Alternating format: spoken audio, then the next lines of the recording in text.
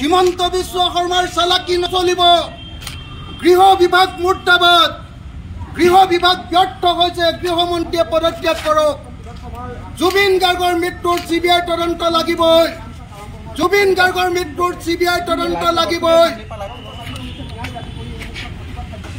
BJP চৰকাৰে বাৰম্বাৰ জুবিন গাৰ্গক হত্যা কৰা নচলিব।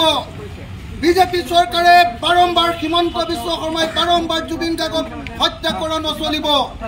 আজি জুবিন গাৰ্গৰ মৃত্যু 2 মাহ 7 দিন হৈ গ'ল, কিন্তু এতিয়ালৈকে অসমৰ মানুহে জানিব পৰা নাই যে জুবিন গাৰ্গৰ মৃত্যু কেনেকৈ হ'বলৈ পালে।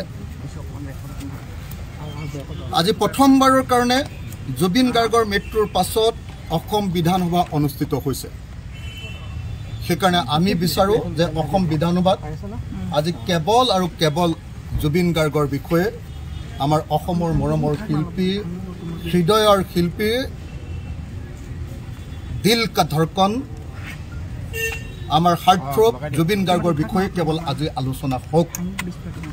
মই চেষ্টা কৰিম এজন বিধায়ক হিচাপে, ঐতিহাসিক শিৱসাগৰ বিধানসভা সমষ্টিৰ এটা সন্মানীয় বিধানসভা সমষ্টিৰ এজন বিধায়ক হিচাপে মোৰ চেষ্টা থাকিব যে আজি অসমৰ গৃহমন্ত্ৰী আৰু অসমৰ মুখ্যমন্ত্ৰীৰ পৰা আমি জুবিন গাৰ্গৰ মৃত্যুৰ সম্পূৰ্ণ বিৱৰণ যাতে উলিয়াই ল'ব পাৰোঁ। সেইদিনা 19 ছেপ্টেম্বৰৰ দিনা আচলতে জুবিন গাৰ্গৰ ক্ষেত্ৰত কি হৈছিল, শেষৰ সময়খিনিৰ দৃশ্য আমি এতিয়াও দেখা নাই। আমাক দেখুৱাব লাগে, অসমবাসী ৰাইজক দেখুৱাব লাগে শেষ পৰ্যায়ত জুবিন গাৰ্গে কেনেকৈ আমাৰ মাজৰ পৰা আঁতৰি গৈছিল। আমাক লাগে যে কাৰ দুখৰ কাৰণে জুবিন গাৰ্গে এনেকৈ মৃত্যুৰ বৰণ কৰিবলগীয়া হৈছিল, সেই কথা আজি স্পষ্টকৈ লাগিব।